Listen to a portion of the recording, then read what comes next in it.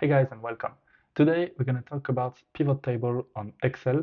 Pivot table are a very useful tool to visualize data way more when you have like a complete ton of data like we have here, and so you can communicate numbers very easily to other people you're working with, for example.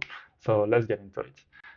As we can see, in this Excel table, we have um, several columns. So the first one is the product, then the category, the price, the margin, the country, and the date. This is a list of sales that we had through the world with this company with 7,000 um, sales, sorry. This is a number of rows. And as you can see, we can do lots with this data right now. So to analyze everything, we're going to use a pivot table technique later on.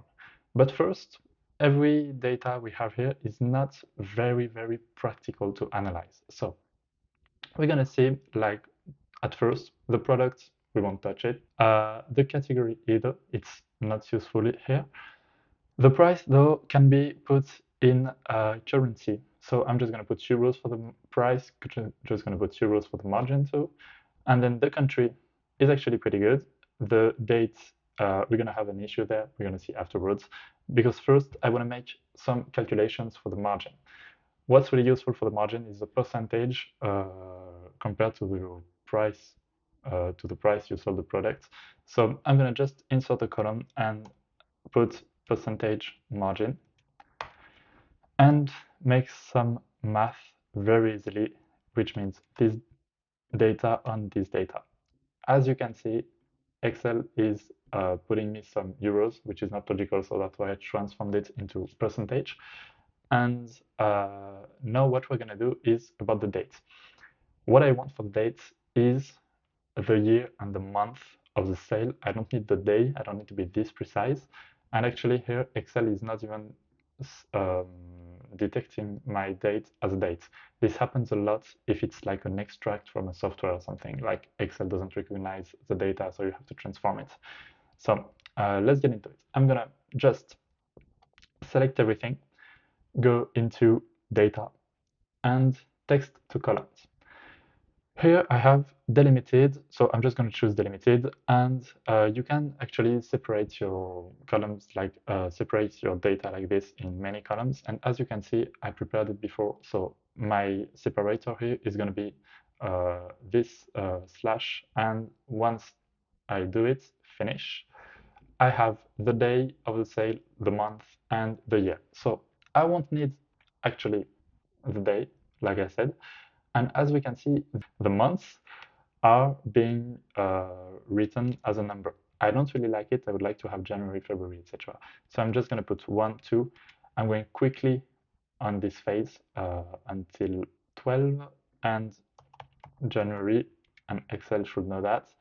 And then I'm going to make a formula here, which is called VLOOKUP. I won't stay long on this because it's not the main subject of the video, but if you're interested, just tell me and I will explain you, make you a video about VLOOKUP, XLOOKUP, which are very useful in Excel.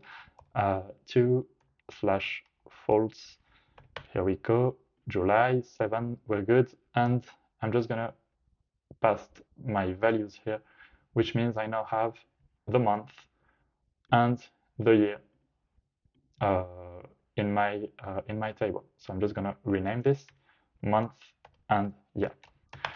Okay, so now that my data is pretty clean, I already had a mission when it took me, I think, a day just to clean the data. It can be very long, so I made a little bit of it so you can understand see the point.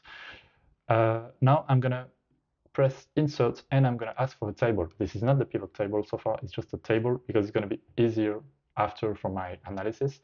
So as you can see, I have my table and I'm gonna go back into inserts, pivot table, and he detects that I've been making a table before. So table 1, let's go for it.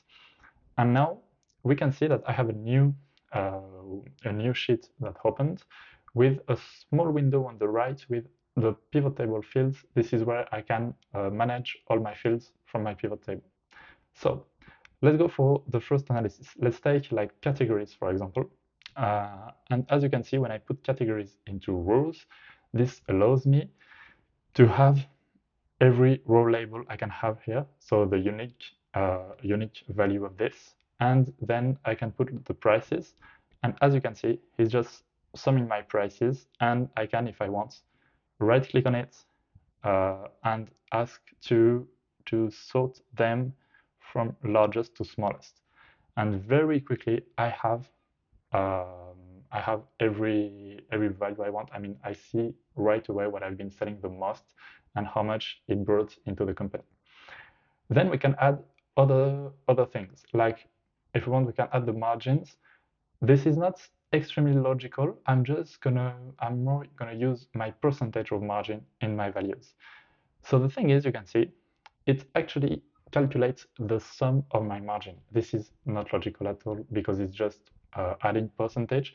So what I would like to have is my average. So I'm gonna right click on it and go to value field settings, average. And once I pick average, you can see I have my average margin on each of my products. As you can see, the chair here is 42%, or the shelf is a big margin, but it's not a lot of sales, so you can have some analysis with it. We're gonna make another table. So the second one we're gonna do is maybe we can do with dates now. So I'm gonna add another table. And as you can see, I have my month and my year over here. So I'm just gonna take the year, I'm gonna take the month, and you have all the month and the year that are being put in your table. So what I'm gonna do is just add, maybe I can add my percentage percentage margin to see when I did had the best margins. Why not? I mean, it really depends on what you're doing. And if I go on field settings, I'm going to put an average. This is very real. This is a ChatGPT generated database, so you can see that he's been putting lots of the same margins on the same month. So it's actually not a good example, but as you can see, or maybe the margins can be also very stable. So why not? And if I put the sum of price, I don't know why. Oh yeah, it put me euros. Sorry, so that's okay. And I have my my revenues per year and per month, so I can see what's the evolution of my revenue. What we can use here is the filters. I didn't mention the filters so far. I'm going to mention them here so you can see what are the four windows here for. So if I want to filter by country easily, I can just put countries into filters, and I'm going to add a little here country that was added. I'm going to pick, for example, maybe France, and I can see in France how many sales we've been doing in 2023 and 2024. This is pretty easy. If I want to have like a selection only through Europe, I can choose only European countries. Okay, this is a catch on United Kingdom, but here you go, you get the point. You can filter with the data which is not in your table. This is very practical. I'm gonna make a video about slices, which are the best way for me to make filters. And finally, I'm gonna make one last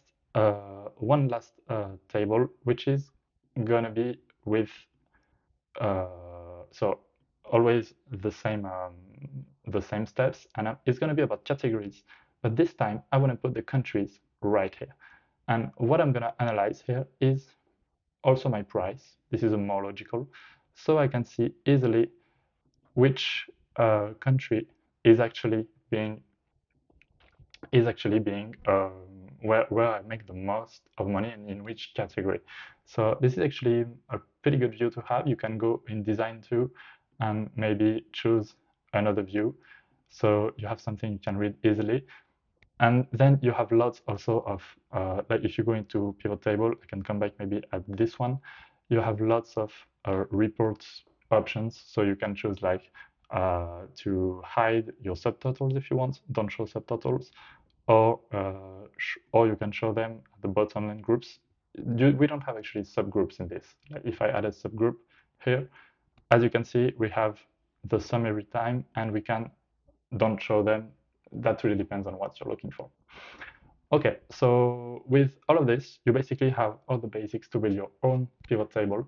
Feel free to ask me for any subject about Excel. I would be happy to make a video about it and share it with you. Have a good day.